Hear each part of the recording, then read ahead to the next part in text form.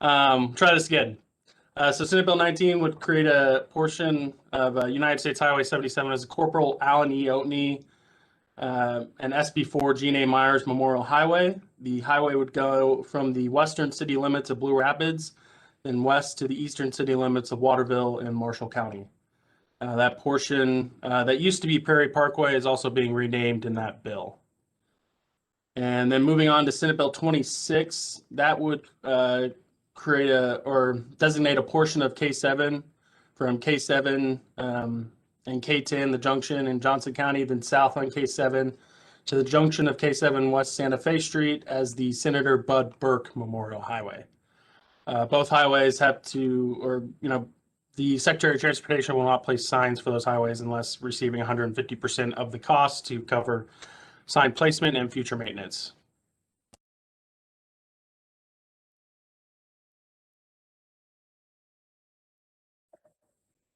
Sorry, sir, I still cannot hear you if that was to me.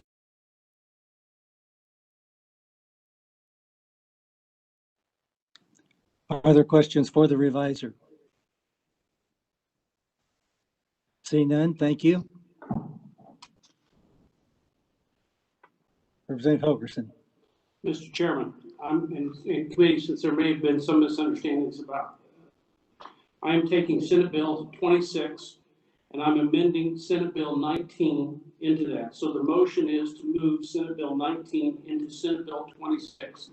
And I'd be happy to expand that if people need some further explanations.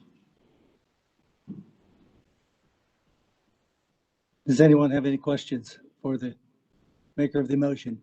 Is there a second? Second by Representative Hoheisel. See none, you may call. I move the motion. You've heard the motion. All in favor signify by saying aye. Aye. Opposed, no. The ayes appear to have it. The ayes do have it. Representative Helgerson. Now, if there are no questions, I'm making a motion at this point to take what is both Senate Bill 19 and Senate Bill 26 and to House substitute for Senate Bill 26 and pass it out favorably as amended. Is there a second? Second by Representative Howe. Is there discussion?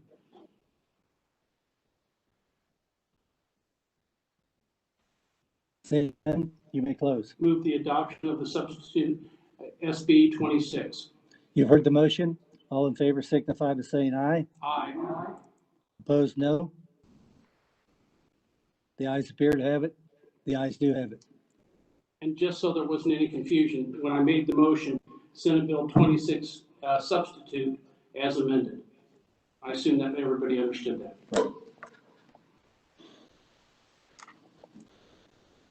Okay, we'll move on to Senate Bill 67. Reviser, could you brief us on that, please? Yes, thank you, Mr. Chairman. Senate Bill 67 would amend the definition of all-terrain vehicles and recreational off-highway vehicles.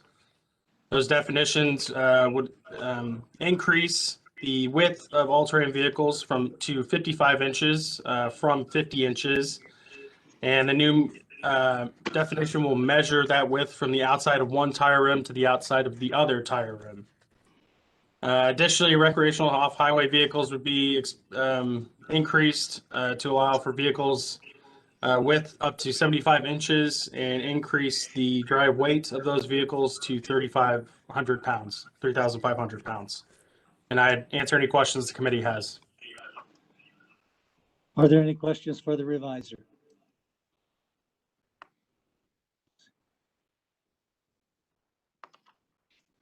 Representative Helgerson. I don't have any questions. Do you want a motion, Mr. Chairman? Yes, I would. Okay. Mr. Chairman, I make a motion that Senate Bill 67 be passed out favorably.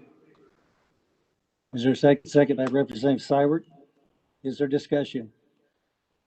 Representative Helgerson. I made the motion, but I'll tell you, I have reservations on all of the terrain vehicles. And the reason I have those is because a couple of years ago, we passed legislation that allowed initially all-terrain vehicles to go across from one pasture or ranch immediately across to another. Then in the process, it got amended several times so that you could take all-terrain vehicles.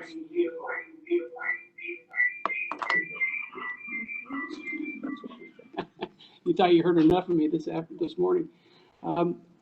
You had the all-terrain vehicles now can be used not only as they were intended, but can be taken off-road, driven into town.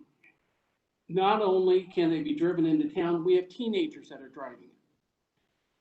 The Highway Patrol and the Department of Transportation came in because they were asked to put legislation together and support it. But we do have a growing problem, and it's going to get worse with this bill. And I made the motion, but I have reservations.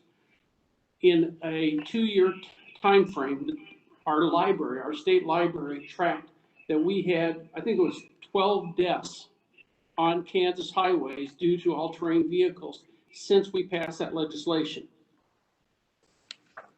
We're encouraging people to use these, and if you remember the question I asked of the manufacturer doesn't recommend these for minors and doesn't recommend these on highways. But yet we're allowing and encouraging, and some city officials are encouraging them to do that. You know, I think all of you received the chart from research that shows the weight limits, the maximum weight limits, and we're expanding that far in excess of every other state. I'm hopeful that somebody will have some other questions about this, because I don't want to tilt at windmills too many times, but this is an issue of safety that we have that's growing in this state, and it's going to get worse under this bill.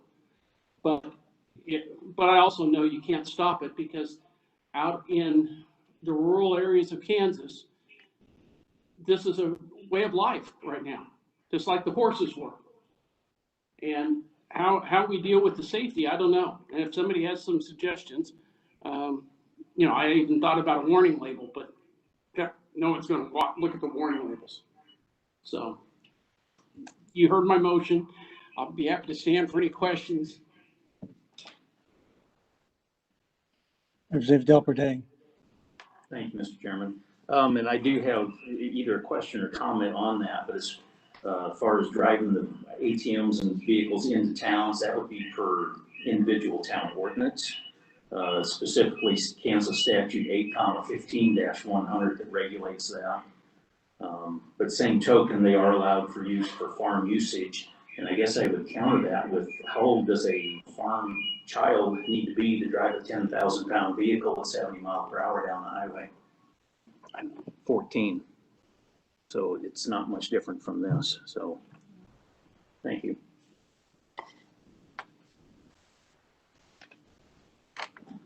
Revisor, Representative Seibert. Thank you, Mr. Chair. Representative Hoverson, ranking minority member, I agree with you. And when we had these bills a few years ago, most of it was for agricultural use and construction use. There's a huge difference between those kind of ATVs than the ones that are made for mountain climbing and running. I live down by Cheney Lake, and we don't have any problem with the ATVs that farmers, construction or townships use. We have the ones that they bring out from the city and go up and down our roads. I was under the understanding, though, maybe I'm misunderstanding, maybe you can answer this, weren't these kind of restricted, though, to what they were for and how they were used? If they were agriculture, they were exempted from going down the roads or the highways, but if they were for joyriding or mountain climbing or dune buggying, they were not. Is that correct or not? Maybe it's a question for the revisor. And I believe there was also a speed limit ability on it, because at John Deere, you know, they can go over 45 to be considered an agriculture implement.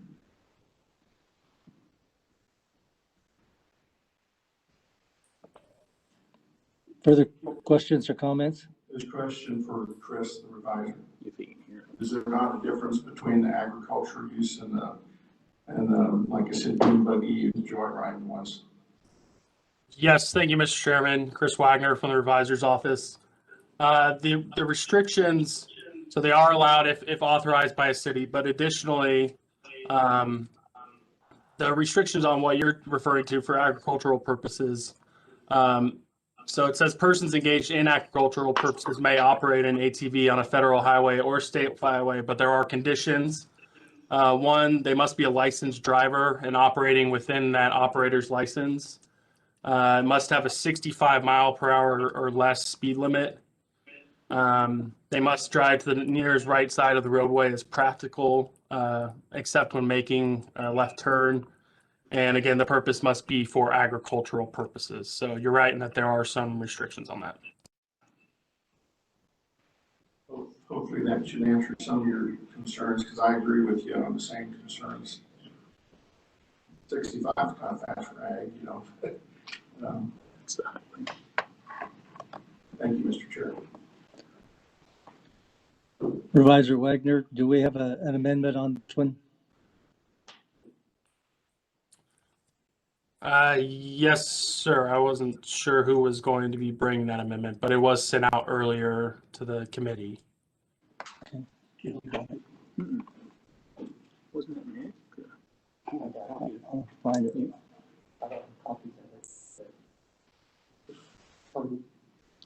Representative Francis, can you find it? Yes, Mr. Chairman, it's in the documents that Betty sent out to us prior, and it's a technical amendment, and it changes from this act shall take effect and be enforced from and after its publication. And in the original bill, it says in the statute, but this just changes it to the Kansas Register. And that's a different bill. I've got that one, and it's for 99 down. Are we on It 67? may be the same one. It may be the same. Are we on SB 67? Yeah. 67, Yeah, yes. that's SB 67's amendment. It is? Yeah. Well, I've got it, but it's specifically for Bill 99. Yeah, but we're doing it on more than one. Okay, so you want me to pass this out or explain it? Not that one. We're not on 99. That's what I thought. Yeah. Okay. Everyone should have a copy of that in their in their file, right? Correct? Yes, they should. I Okay. got it earlier today. It was emailed, and I'd make that motion. Representative Helgerson. Second. Representative Helgerson seconds that motion. Is there a discussion? Representative Weigel. Thank you, Mr. Chair. I don't know who it addresses to advisors or something here. The way I'm understanding is they're going to make these heavier and wider than what they were before. Is that correct? That's correct. And they can be used on hard surface roads, correct? I mean, they were talking about taking them off roads and into towns and. I think having them in towns, it has to be by ordinance within the city or whatever town it is. Okay, but if the city or jurisdiction says they can drive those, my question is, do those vehicles have to have the same safety equipment that on any other vehicle, a car, a pickup, whatever? Do they have to have I can answer that. like bird signals and airbags or that kind of stuff that's required on a vehicle that's operated on the highway or off the highway? Revisor Wagner, would you care to answer that? Yes, sir. Sorry. So the one sort of equipment that ATVs are required to have says no, they shall not operate on any public highway, street, or road between sunset and sunrise unless equipped with lights. So turn signals and other things are not required, but lights are required from sundown to sunup. So. And somebody would translate. I can. I just got this piece. Representative Delperdane. Thank you, Mr. Chairman.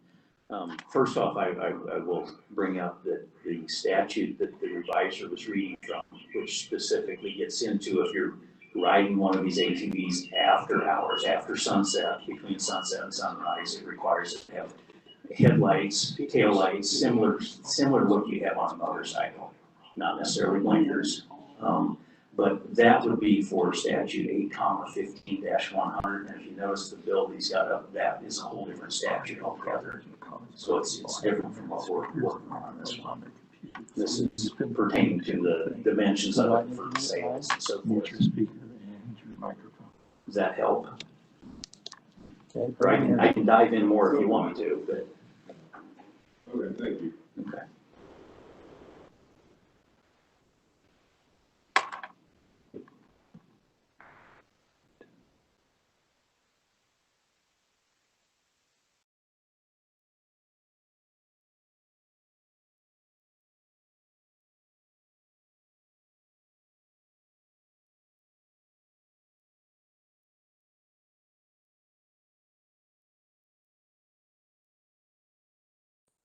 Sir, I'm sorry, Chris Wagner from the revisor's office. I cannot hear if the committee is speaking right now.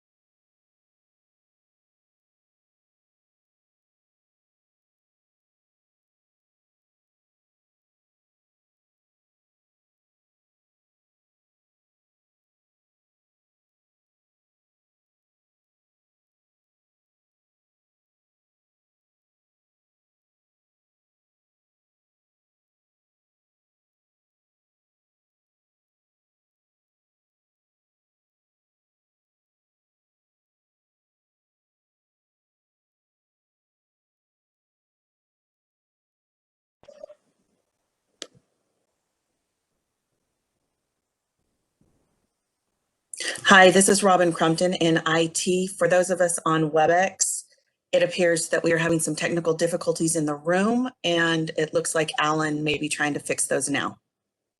I think we just need to sit tight until we can hear again.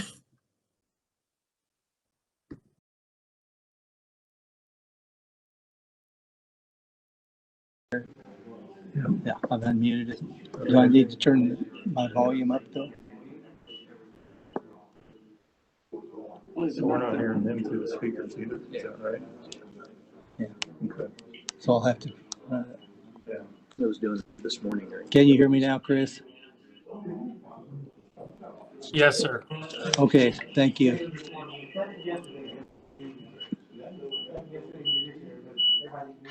was doing that this morning in utilities. Speak without the mic.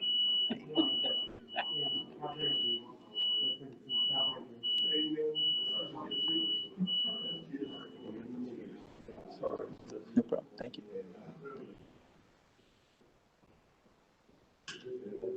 Okay, we'll go back on Senate Bill 67 and the amendment. Is there further questions on the amendment? Representative Francis, you may close on your amendment. Thank you, Mr. Chairman. I close on my amendment. You've heard the motion to close on the amendment. All in favor signify by saying aye. Aye. Opposed, no. The ayes appear to have it. The ayes do have it. Now we're back on the bill. Representative Helgerson.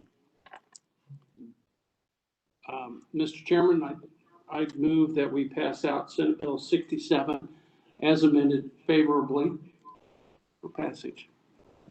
You've heard the motion. All in favor signify by saying aye.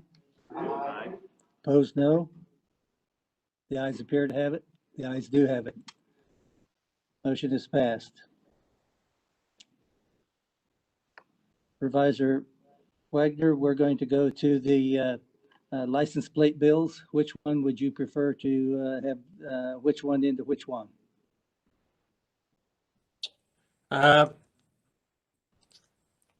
Probably 68 into 69 would be the best Okay. one.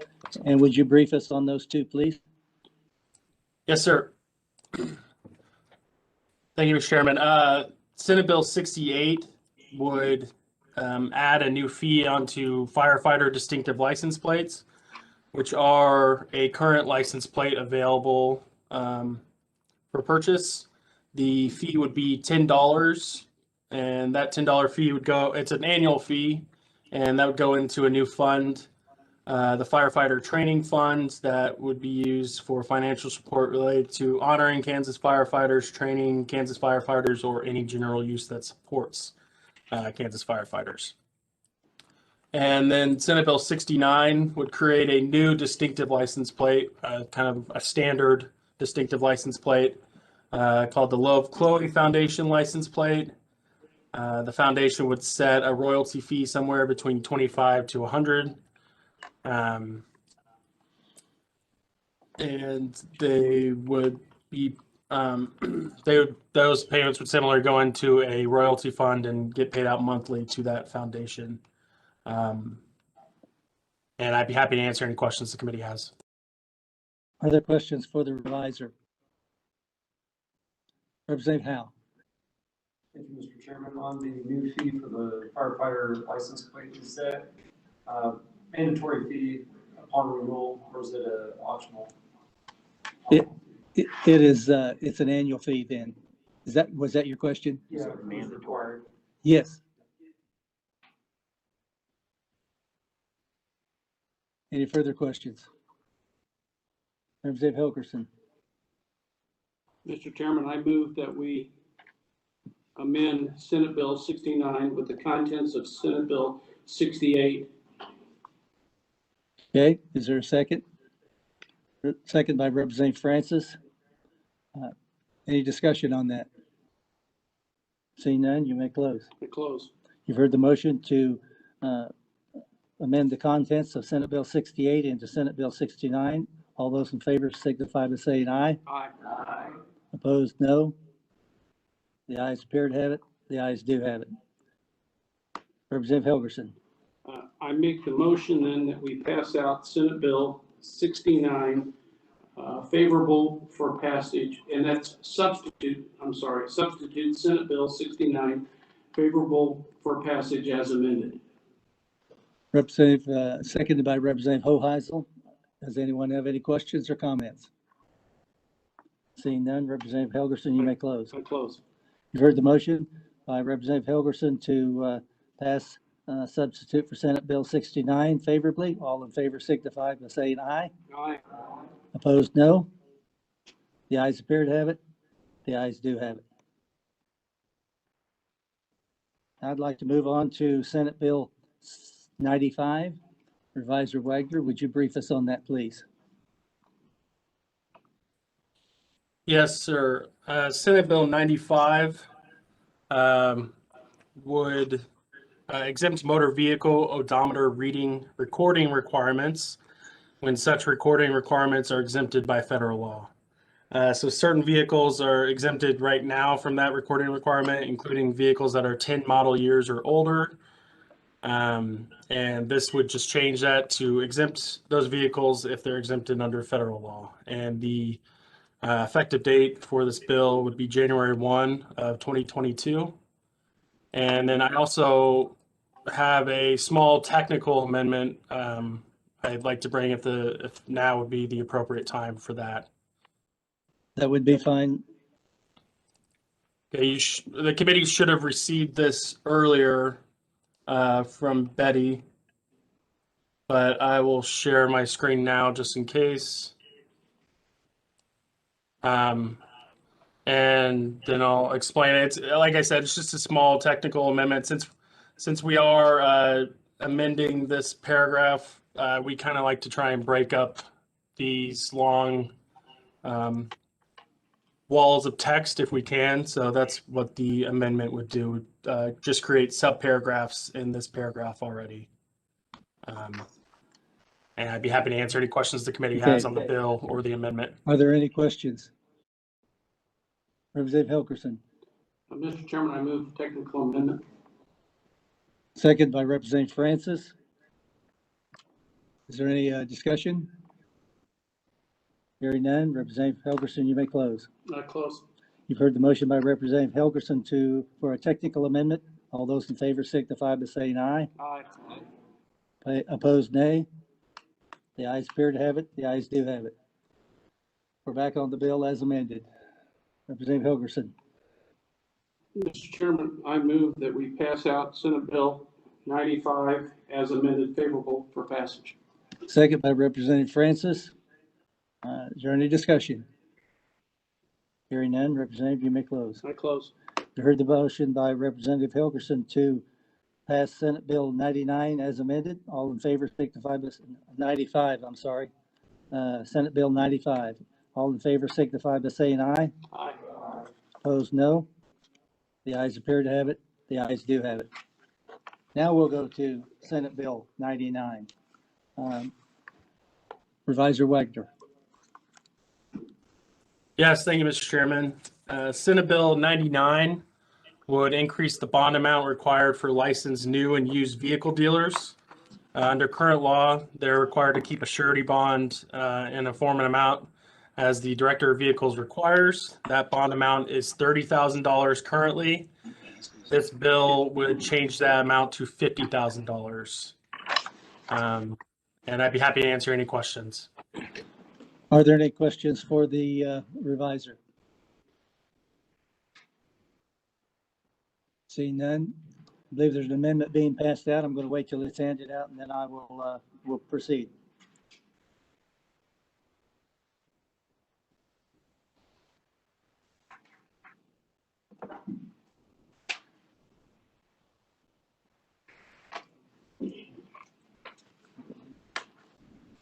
Representative Delperdang. Thank you, Mr. Chairman.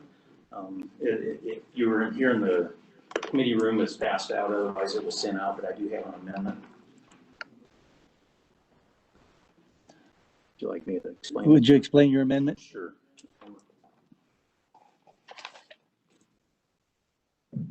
Okay, the amendment being passed out is an amendment to Senate Bill 99 that inserts the contents of Senate Bill 33, and it makes the effective date on the bill publication of the Kansas Register. You'll see the contents of 33 is now in Section 2 of Senate Bill 99 on the amendment, and the Kansas Register effective date is in the last section. There are a couple more repealers in there, but those were for the version of Senate Bill 33 that's already been passed and signed. And for the contents of the Senate Bill 99 that had an original date of January 1 of 22. So really it looks bigger than what it is, but if you remember the Senate Bill 33 for the car dealer shows, it's simply changing it so that we can kick the date up to basically June time. I think the show is in June time frame. Yes. If we waited till when it really went into effect, we would miss what Senate Bill 33 was meant to do. So it's more of a technical change than any wording whatsoever. Is there a second on the amendment? Second by Representative Francis.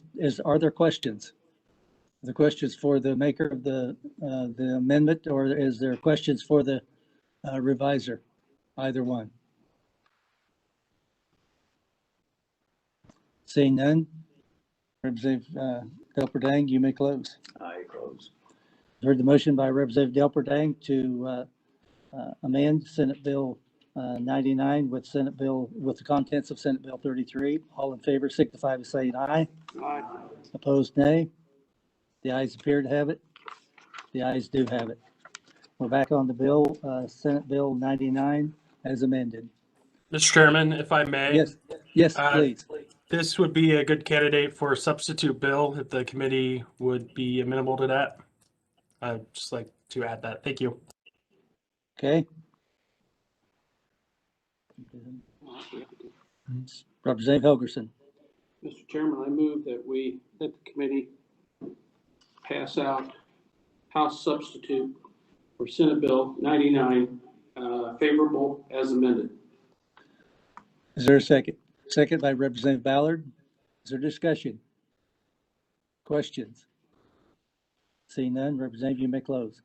You think I can add in Medicaid expansion in this? Just kidding, just kidding.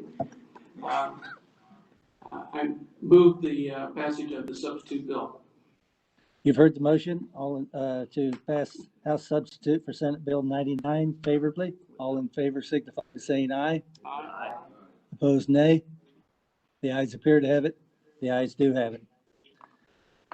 Committee, I appreciate your work today, and it's been difficult because I know you struggled to hear, and so did I.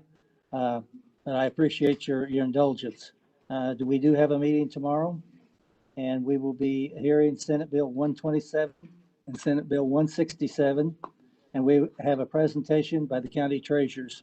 So until tomorrow, we are adjourned.